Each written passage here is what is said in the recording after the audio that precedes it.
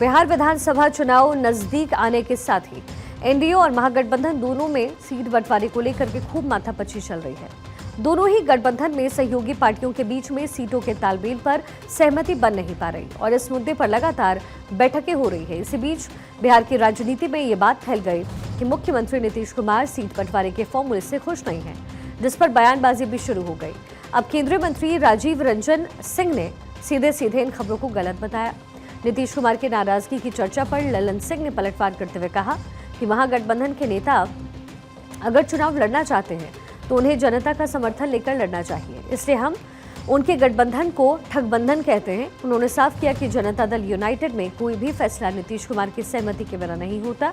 Seat बंटवारे को लेकर के एक एक सीट देने तक सब कुछ उनकी इन्फॉर्मेशन और मंजूरी से हो रहा है। ललन सिंह ने जोर देकर कहा कि महागठबंधन के नेताओं को चुनाव में जनता का साथ नहीं मिल रहा, इसलिए वो ऐसी झूठी खबरें फैलाकर भ्रम पैदा कर रहे हैं। देखिए, हम लोग को आश्चर्य लगता है कभी कभी, महागठबंधन के नेताओं को चुनाव लड़ना है तो चुनाव लड़े जनता के समर्थन के लिए।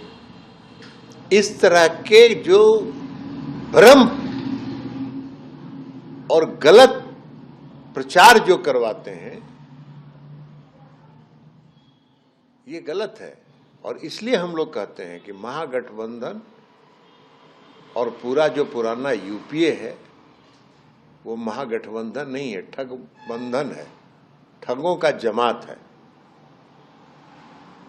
जिनको नहीं पता है कि इस पार्टी में नीतीश कुमार जी की सहमति के बिना एक कदम आगे कोई नहीं बढ़ता है,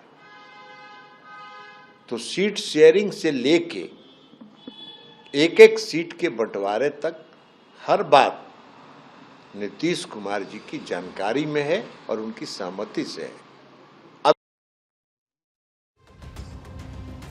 उन्होंने पूरे विश्वास के साथ कहा कि नीतीश कुमार क्यों नाराज होंगे। एनडीए पूरी तरीके से एकजुट है और नीतीश कुमार के नेतृत्व में ही चुनाव लड़ रहा है, क्योंकि वो एनडीए के सबसे बड़े और सर्वमान्य नेता हैं।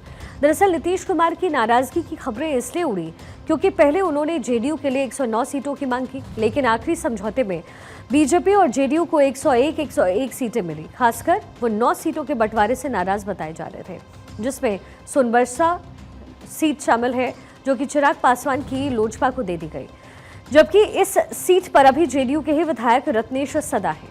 अपने जीते हुए और मंत्री वाली सीट सहयोगी को दिए जाने से नीतीश का गुस्सा होना स्वाभाविक भी था।